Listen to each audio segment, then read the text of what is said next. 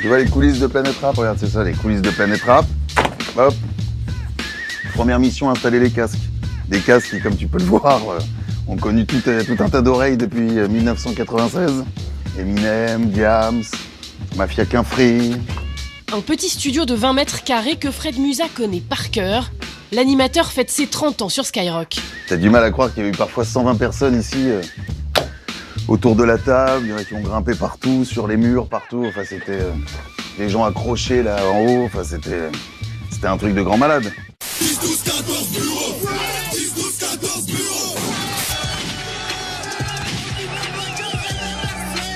Vous vouliez être les numéros 1 dans le rap. Même si personne ne nous reconnaissait numéro 1, on l'était pour nous. Voilà, c'est ça.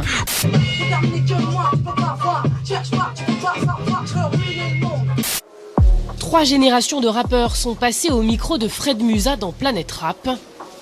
Cette semaine, l'invité s'appelle Fresh, un artiste belge de 25 ans. Alors, ça va encore bien? Tranquille? Révélé par un télécrochet nouvelle génération sur Netflix. C'est un plaisir, hein? bah aussi, pareil. Waouh! Premier Planète Rap, là. Premier. Ça va bien? Voilà, wow. Fred de Sky, le pape du rap pour des générations d'auditeurs. Pas de pression, on est détente, hein. On est C'est détente. ça le principe de Planète Rap, en fait. Quand je vois Planète Rap, je vois que des rappeurs confirmés, des gens qui font quelque chose de sérieux et qui sont dans le truc, en fait, qui font une carrière, tu vois. Et juste le fait d'être là, j'ai l'impression, je me dis, bah voilà, moi, mon métier, en fait, je suis rappeur maintenant, en fait, tu vois. C'est plus un passe-temps, genre. Tu vois ce que je veux dire? On y va. Planète Rap, un accomplissement pour les artistes. Dans les années 90 et 2000, Skyrock était le faiseur de roi du rap français. Bienvenue sur Skyrock, c'est la deuxième soirée avec Fresh. Le projet arrive le 28 octobre. Comment ça va ce soir? Ça va super, hein? En pleine forme? En pleine forme. Il y a 15 ans, un passage dans Planète Rap, c'était l'assurance de bien vendre son album. Skyrock était la seule radio à diffuser du rap, la seule qui ouvrait son micro en direct aux artistes pour s'exprimer. Je suis cramé, je pense même plus au dox, yeah. T'as planqué le canon dans la portière. Aujourd'hui, dans le studio, tous les smartphones captent le moment. Les réseaux sociaux ont bousculé le monopole de Skyrock. Je regarde beaucoup les réseaux, hein. Par exemple, Planète Rap, moi, je regarde sur Snapchat. Je pense que tout le monde maintenant regarde sur Snap, là, à côté, là.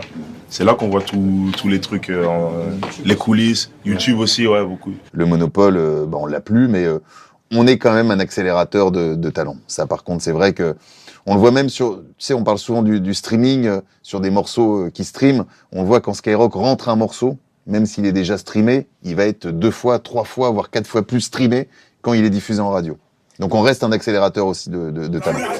Sur YouTube, certaines vidéos de Planète Rap ont atteint des records. Je chante l'amour au milieu de cette guérilla. Le rappeur algérien Soul King a explosé les compteurs.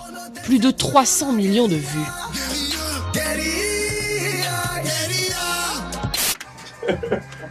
Merci à vous. Lay, c'était bon quoi. Skyrock, pionnière des radios libres, a fait entrer le rap dans la culture populaire. Quand j'ai commencé Planète Rap, mon rêve c'était un moment que ces artistes, un jour ou l'autre, puissent au moins avoir une émission en access prime time à la télé.